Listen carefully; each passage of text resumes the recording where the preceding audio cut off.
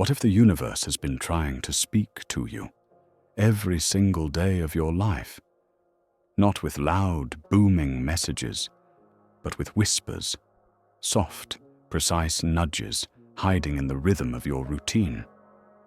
What if the things you've brushed off as coincidences were never coincidences at all, but carefully placed signs waiting to be noticed? And what if missing them wasn't your fault, but the result of being trained since childhood to ignore what your soul has always known? If this idea stirs something inside you, if you've ever felt like reality was reaching out, but you didn't know how to listen, then you need to hear this. Before we go deeper, make sure to subscribe to the channel.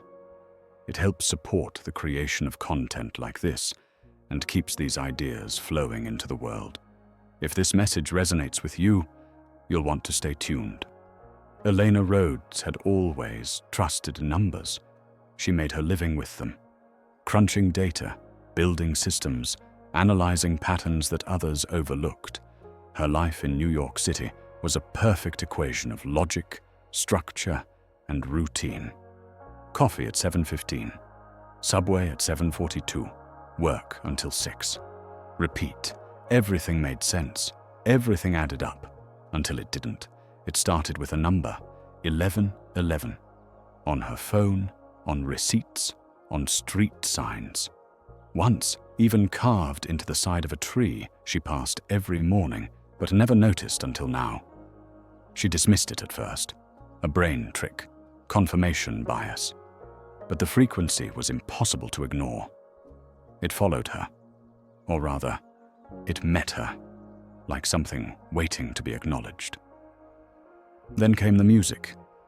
She was deep in work, headphones in, focused on a spreadsheet, when her playlist shuffled to a song she hadn't heard in years. A haunting piano melody her brother used to play before he passed away. Just as the first note rang out, her screen froze.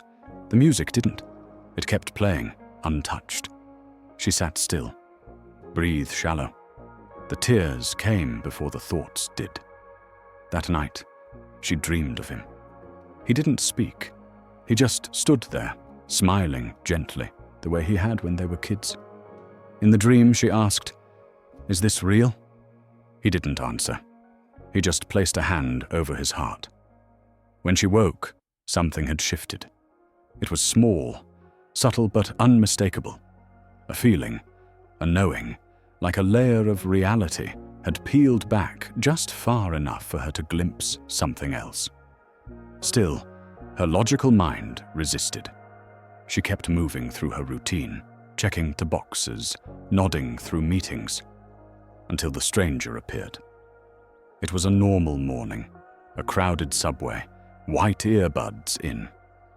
Elena was scrolling through her calendar when a man, mid-60s, wearing a leather jacket, silver beard, stepped onto the train and stood directly across from her. He didn't look at her. He didn't seem to be speaking to anyone. But just before the doors closed, he said quietly, almost like an afterthought, "You'll keep seeing the signs until you pay attention." She looked up, startled, but he was already gone. Her pulse quickened. Her mind raced to explain it. Coincidence, common phrase. Probably meant nothing, but it didn't feel like anything. It felt like a door had opened. Over the next few days, her world began to unfold in patterns. She'd think of someone she hadn't seen in years, then run into them at a bookstore she rarely visited. A street performer sang a song with the exact lyrics she'd just written in her journal the night before. A child dropped a drawing near her feet, a spiral with stars and numbers, just like the ones she used to sketch when she was little. She picked it up. The child just smiled and ran off. At first, she chalked it up to overstimulation. Maybe her brain was connecting dots that weren't there. Maybe grief was distorting her perception. But deep down, beneath the logic and noise, something whispered, "You know this is real." She began to remember things. quiet moments from childhood when she just knew someone was about to call. At times, she felt things before they happened. Nights, she'd dream of places she had never seen, only to walk into them years later. She'd been told to ignore it all. Just your imagination. Don't be weird. Coincidences happen all the time. And so, like most of us, she stopped believing. She buried her intuition beneath facts and deadlines. And the signs, the whispers, they didn't stop. She just stopped listening. Now they were returning, louder, clearer, unignorable. She started writing them down, every number, every phrase, every unlikely alignment, not out of superstition, but curiosity. She didn't know what she was documenting, but something about the process felt sacred. Patterns emerged. When she was stressed, the signs faded. When she felt open, calm, curious, and connected, they multiplied. She discovered that awareness was a kind of invitation, that paying attention was its form of participation. And for the first time in years, she felt like life was less something to be managed, and more something to be in conversation with. One evening, while sitting alone on her fire escape, she whispered into the night sky, "If this is real, then show me." Seconds later, a feather drifted down, landing on the metal rail beside her. There was no wind, no birds above, just the city breathing below, and the quiet certainty that the universe had just answered her. She picked it up and held it to her chest. The city, for once, didn't feel overwhelming. It felt alive, awake, listening. That night, she had another dream. She was walking through a path lined with red gates, thousands of them, each one opening to the next. A lantern floated beside her, with her name written in soft gold light. A voice, low and familiar, whispered, "To remember, you must leave the land of forgetting." She woke before sunrise, eyes wet, heart pounding. She didn't fully understand the message, but she understood what she had to do. She booked a flight to Kyoto, not for work, not for escape, but because something was calling her from beyond the noise. And this time, she was ready to listen. The moment Elena stepped off the train in Kyoto, it felt like the volume of the world had been turned down. The noise she hadn't realized she was carrying began to soften. There was no blaring horn, no rush of footsteps against pavement, just the wind threading through narrow streets, the soft ring of temple bells in the distance, and the slow, deliberate rhythm of a city that moved at the pace of presence. Her mind, still wired from New York's sharp edges, kept searching for purpose, an agenda, a reason to justify being here. But something deeper reminded her that this trip wasn't about doing. It was about remembering.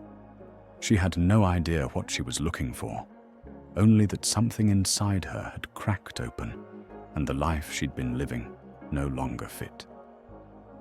She wandered for hours that first day. No map, no plan. The city seemed to unfold like a dream.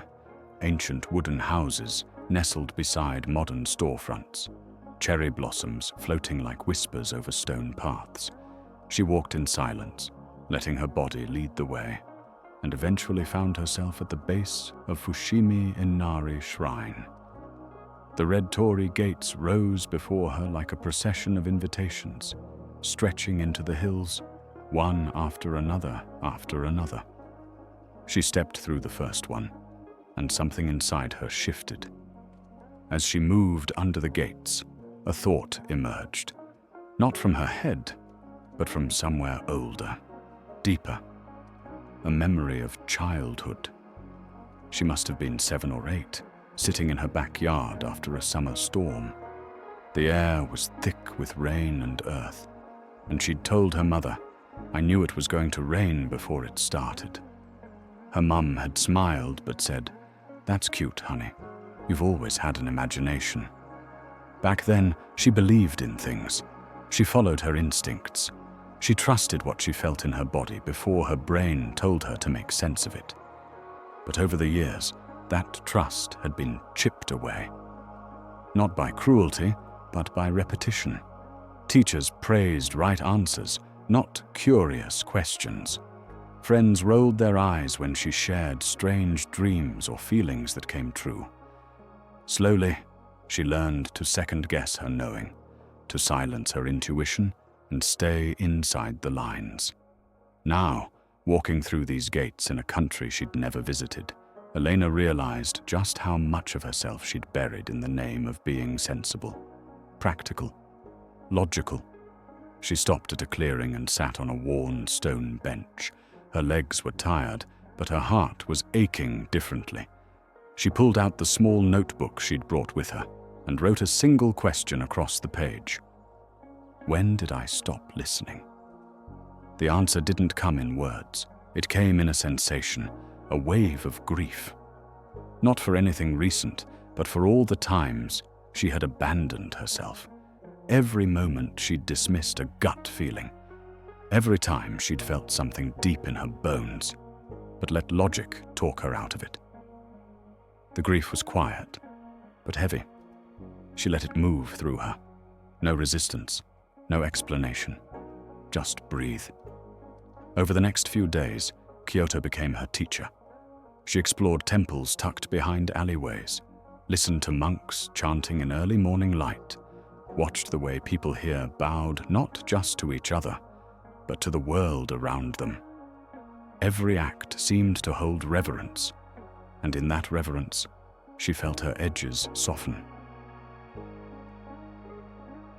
She began to notice patterns again, but now they came with a new kind of clarity. One morning, she asked the universe in her journal, "What do I need to let go of?"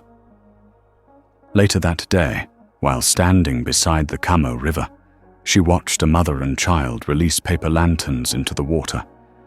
Each one drifted quietly away, carrying handwritten messages into the current. She didn't know what the notes said, but she knew what it meant. Letting go doesn't have to be loud, it can be beautiful. In her search for understanding, Elena stumbled across an article about something called the reticular activating system, a part of the brain that filters what we pay attention to. It hit her like a wave. The science aligned with everything she had been experiencing. Our minds, she realized, are constantly filtering reality based on what we believe is important. If you believe life is random, you'll ignore the signs. If you believe in connection, you'll start to see it everywhere.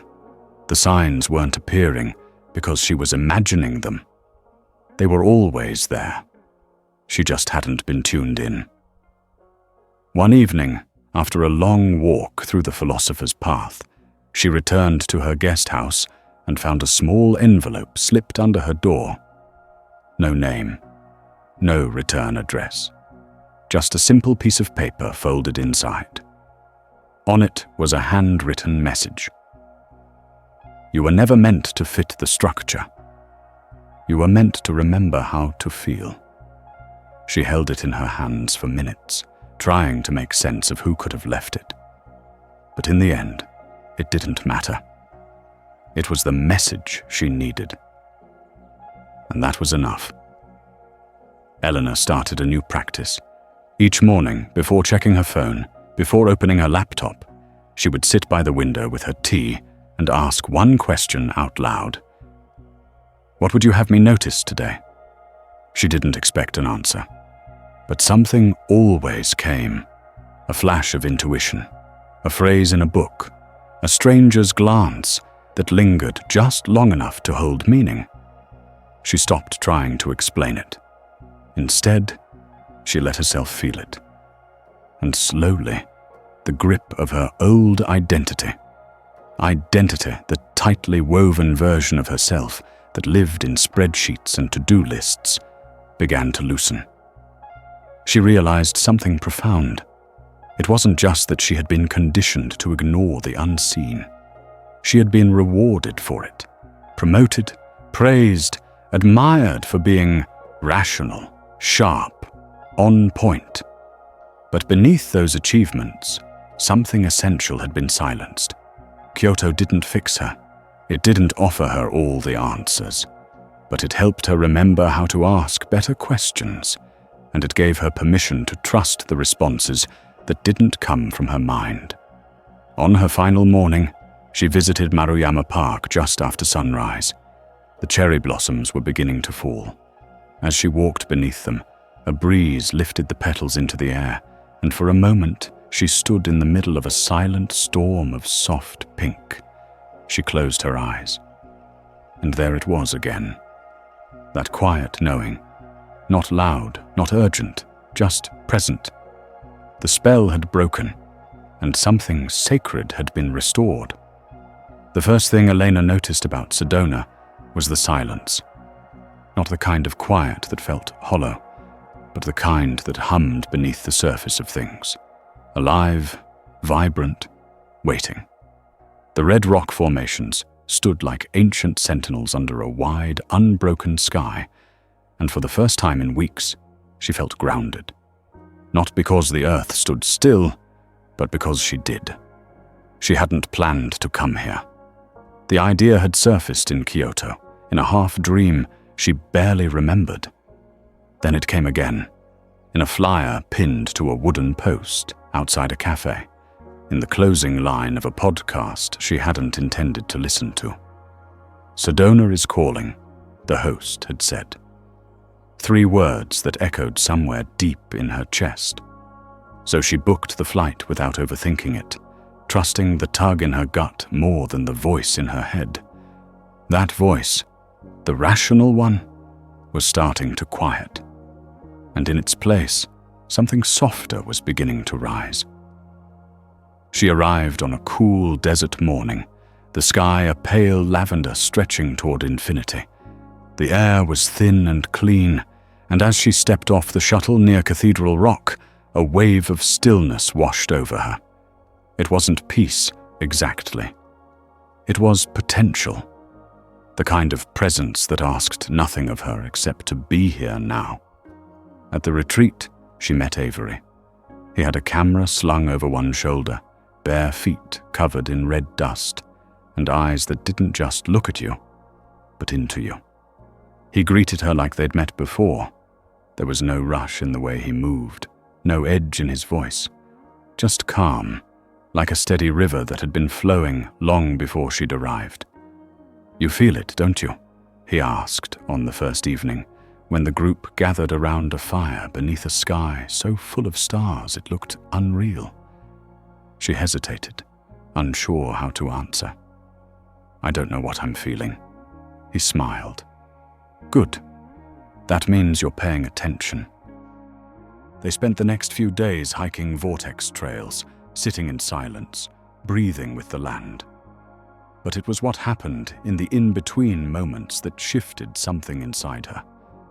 Avery spoke of energy as if it were weather, natural, ever-changing, a force you could feel if you stopped trying to measure it. He introduced her to a new idea, that emotion isn't just something we feel. It's frequency, vibration, information. "Every thought you have," he said one afternoon, as they sat on a ledge overlooking Boynton Canyon, "is a transmission. And every emotion? That's the signal. The clearer the emotion, the stronger the signal. The universe isn't ignoring you. It's just tuned to the channel you're broadcasting." Elena sat with that. She thought of how often she'd moved through life in a fog of doubt, pressure, and fear. How she'd pushed herself into action from a place of obligation rather than alignment. How many times had she whispered dreams to the sky only to bury them under skepticism the moment they arrived? And if the universe was listening, what had she been telling it? That night, something shifted. She stood alone beneath the stars, let her feet sink into the cool desert soil, and did something she hadn't done in a long time. She asked out loud, "If I change what I feel, Will you change what you show me?" She didn't expect an answer, but as she turned back toward her cabin, a single coyote howled in the distance, long, low, echoing through the canyon. It made her pause, not in fear, but in recognition. Everything responds to everything else. That was the lesson. She began to test it gently. Each morning, before stepping outside, she set an emotional tone. Not a goal, not a plan, just a feeling. Today I choose openness. Today I choose joy. Today I choose trust. And the world, to her quiet astonishment, began to reflect it. When she moved with lightness, the right people appeared. When she trusted the moment, unexpected opportunities unfolded. It wasn't magic, it was resonance. And resonance, she realized, was a language she was just beginning to speak. Avery showed her a practice he called resonant walking. You don't decide where you're going. You walk until something in the environment pulls your attention. Then you stop, sit, listen. On the second morning, a crooked tree with a spiral-shaped trunk caught her eye. She sat beneath it, closed her eyes, and waited. After a while, a memory surfaced. She was 10, sitting cross-legged on the floor of her room, drawing spirals in the margins of her math homework. Her teacher had scolded her, said it was a distraction, but she remembered now how calming it felt, how natural, like her hand was remembering something her mind hadn't yet learned. That tree, bent and gnarled and perfect, reminded her that the parts of herself she'd once silenced were still alive, still waiting to be welcomed back. She picked up a rock and traced a spiral into the dust. That evening, around the fire, she told Avery about the tree. He nodded. Symbols aren't decorations. They're echoes. You see them because you are them. Her journal is filled with moments like this, not grand insights, but tiny confirmations. A feather landed at her feet when she questioned if she was on the right path. A woman in town was speaking the exact phrase Elena had written in her notebook that morning.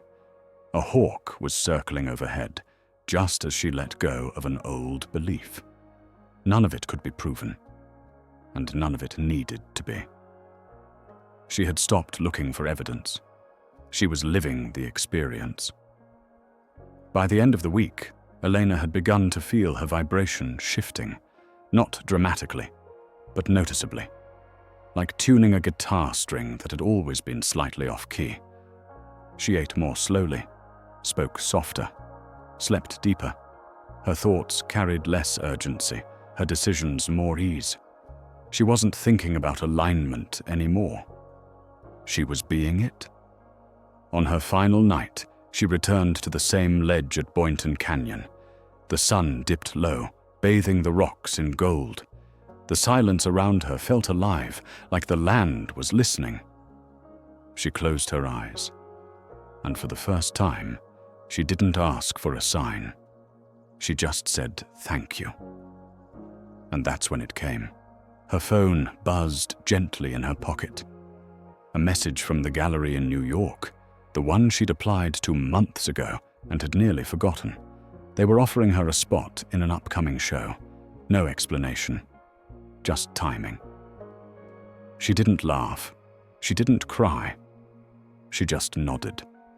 Of course, she wasn't surprised, not because it was expected, but because it was aligned. This was no longer a coincidence. This was cause and effect on an energetic level. This was the universe responding not to her words, but to her frequency. And she was just getting started. Florence had never been on Elena's list. Not for travel, not for work, not even in daydreams. And yet, as she stood at the edge of the Arno River, watching the reflections of Renaissance buildings ripple like memories, she felt as if she had returned to a place she'd never visited. There was something familiar in the way the light hit the cobblestones, how voices echoed off narrow alleyways, how every corner seemed to hold something sacred just out of sight. She hadn't come here for answers, not exactly. After Sedona, she wasn't chasing signs the way she once had. Now she noticed them without needing to explain them. But something about Florence pulled at her more deeply. It didn't offer clarity. It offered language, layers of it, in stone and shadow and silence. It started on her second morning. She was walking toward a small cafe when a gust of wind blew a folded paper from the sidewalk to her feet. She bent down and opened it. It wasn't a receipt or a flyer. It was a page torn from a journal. The words were handwritten, neat but hurried, like someone had needed to get them out quickly. It read, "Symbols are not decoration. They are direction. Pay attention to what repeats." There was no signature, no context, but she felt the message settle inside her like a key clicking into place. That day, the city began to speak louder. She wandered into a small gallery tucked between a bookstore and a bakery. It wasn't listed on any travel site. There was no one at the door, no posted hours, just a wooden sign carved with a single phrase in Italian, Galleria del Ombre, Gallery of Shadows. She almost kept walking, but something in her chest pulled her inside. The room was dimly lit, the walls lined with paintings that didn't immediately make sense. There were abstract shapes, mixed media textures, embedded numbers, and strange symbols scratched into the corners of each canvas. At first glance, it felt chaotic, but as she moved from one piece to the next, a strange realization began to dawn. These weren't just artworks, they were mirrors. In one painting, a spiral of golden lines formed a pattern nearly identical to one she had drawn in her journal the night before. In another, a broken watch with the hands stuck at 11:11. A photograph showed a feather drifting mid-air, caught in a beam of light. On the back wall, a sculpture, a wire-frame figure holding a mirror with birds escaping from its chest. Below it, a plaque read, "The signs are never outside you. They're reflections of what you've remembered." She stood frozen, breath caught somewhere between her ribs. It wasn't about coincidence. It was resonance. This gallery wasn't random. It was alive with the same energy she'd been waking up to. That night, Elena sat on her balcony overlooking the quiet street below, and something inside her clicked into understanding. Synchronicities were never about proving anything. They were about participating in something far more intelligent than she'd ever been taught to see. The signs had been teaching her how to speak a language she used to know. One her mind had forgotten, but her soul had never stopped listening for. She began to observe more consciously, not just the moments that felt unusual, but the space around them, the emotional texture, the timing, the way they lined up with her thoughts. She realized that signs weren't static, they were dynamic conversations, and like any language, it only deepened when she chose to speak back. Over the next few days, Florence became her classroom. She started asking questions, not with words, but with attention. She followed what felt warm, what made her pulse quicken, what gave her that quiet tug behind the ribs. One morning, she asked herself, "What am I being guided to remember?" And later that day, as she turned a corner near the Piazza della Signoria, a street artist was painting the word origin in large looping letters on a brick wall. Origin. A single word, but it felt like an echo, a reminder that she wasn't trying to become something new. She was returning to something ancient within herself. She created a small notebook that she called her sign book. Not a journal exactly, more like a living archive. She recorded the repeating numbers that appeared in shop windows or license plates. She listed out lyrics she overheard more than once, symbols she saw in dreams that later reappeared in the real world. She drew the animals she kept crossing paths with, pigeons flying in spirals overhead, a fox statue in a museum she felt inexplicably drawn to, butterflies that kept showing up whenever she felt doubt. Each time she didn't ask, "What does this mean?" the way she used to. She asked, "What am I feeling right now? What is this reflecting to me?" The shift wasn't just in interpretation, it was in trust. Elena started developing her symbolic vocabulary. For her, 1111 meant alignment. Butterflies represented transformation through softness. Feathers were a reassurance. Spirals meant she was circling closer to something essential, even if she didn't yet know what it was. And the signs didn't just guide, they responded. The more she honored them, the more they appeared. Not because she was chasing them, but because she was moving with them. Each step she took in trust seemed to ripple outward, calling the next clue into place. It was no longer a trail she was following, it was a rhythm she was dancing with. One evening, just before sunset, she climbed to Piazzale Michelangelo. The view of the city below was golden, blurred by the softness of dusk. People laughed nearby, sipping wine and snapping photos, but Elena stood alone at the railing, her hands wrapped around the edge of her journal. She whispered, "If there's something I'm still afraid to hear, let it come now." The wind picked up suddenly. A napkin from a nearby table lifted into the air and landed against her feet. She picked it up. A single phrase was scrawled in blue ink. "Stop waiting for proof. You already know." She didn't need to ask who wrote it. It didn't matter. It was another line in a story that was being written in real time, a story between her and the universe. As the sun dipped lower, Elena felt an emotion she hadn't experienced in years. Not joy, not peace, but something deeper. Intimacy. Not with another person, but with existence itself. She realized that every sign had been part of a dialogue. Every number, every symbol, every perfectly timed encounter had been the universe saying, "I see you. I'm here. Are you listening?" And now, finally, she was. She didn't know what would come next, but she no longer needed certainty. She had the language now, and she was learning how to speak it fluently, with her heart wide open. New York hadn't changed. The streets still pulsed with impatience. Traffic lights blinked in rhythm with the rush of commuters, and the air still carried that familiar edge of urgency. But Elena had changed, and that shift colored everything. The city she once raced through now moved around her like a memory she no longer belonged to. It was still loud, still alive, but no longer the center of her gravity. She walked those streets differently now, not as someone trying to get somewhere, but as someone fully present, aware of every texture, every sound, every subtle signal tugging gently at the corners of her awareness. Where she once moved with blind momentum, she now moved with quiet intention.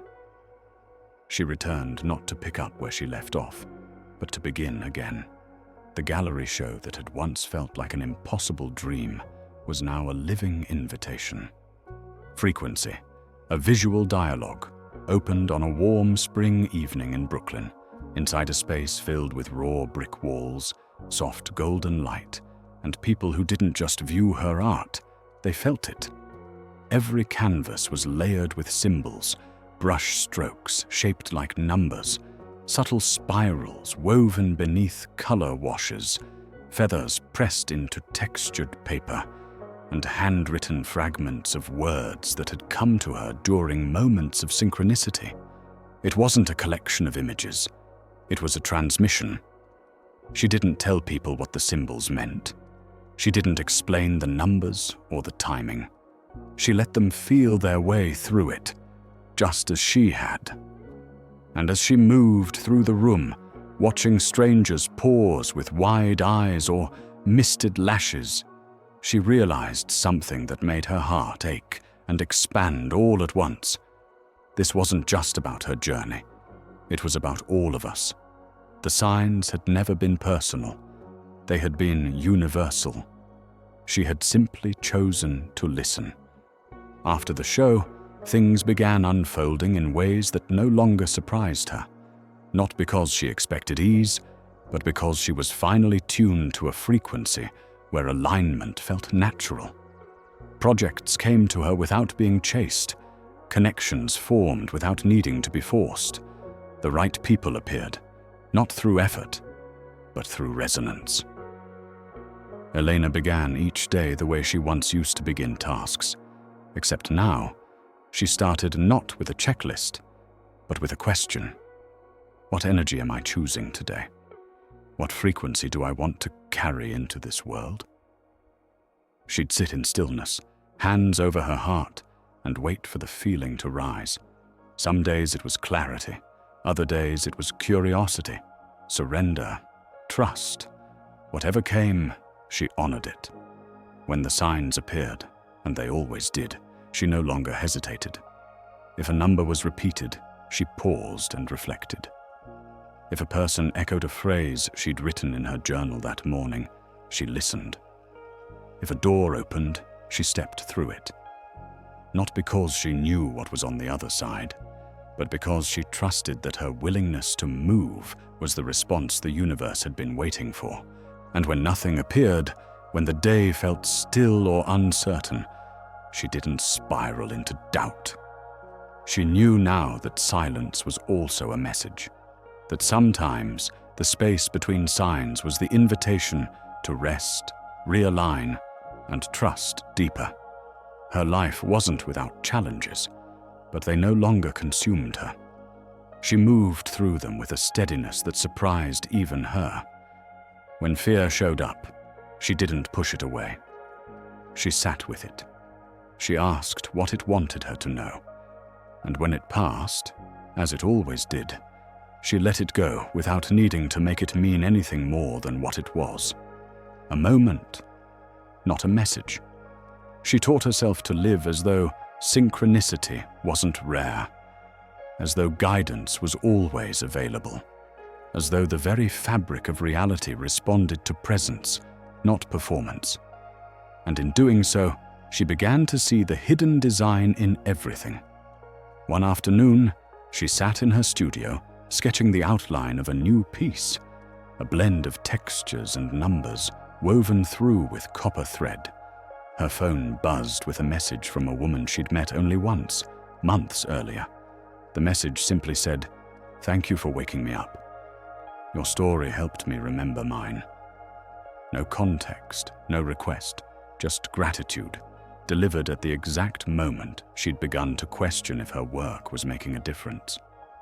She stared at the message, heart swelling. That was the thing about living in the flow. Validation no longer came from approval, but from alignment.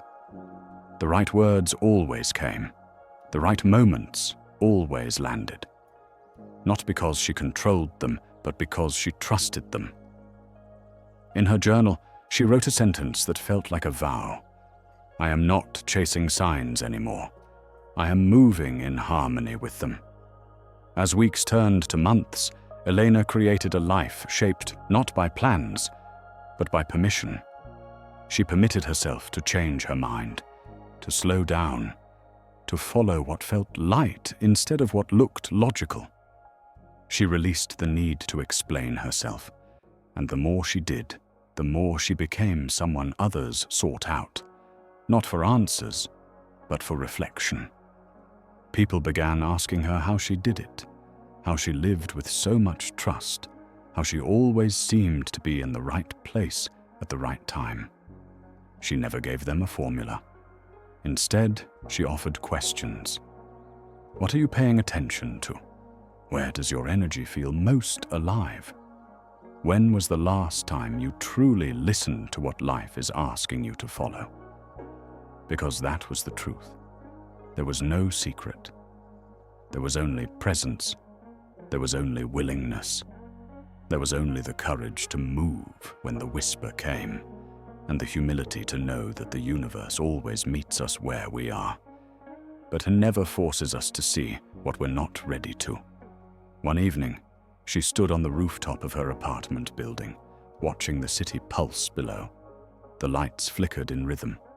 The wind moved like breath. Somewhere in the distance, someone was playing piano, the sound rising through the air like a memory. She closed her eyes, hand over her heart, and asked one last question. Am I in flow? And in the silence that followed, she felt the answer, not in words, but in the deep, resonant calm that settled through her body. She smiled, not because she knew what was coming next, but because she finally understood that she didn't need to. The flow wasn't something she entered. It was something she had become.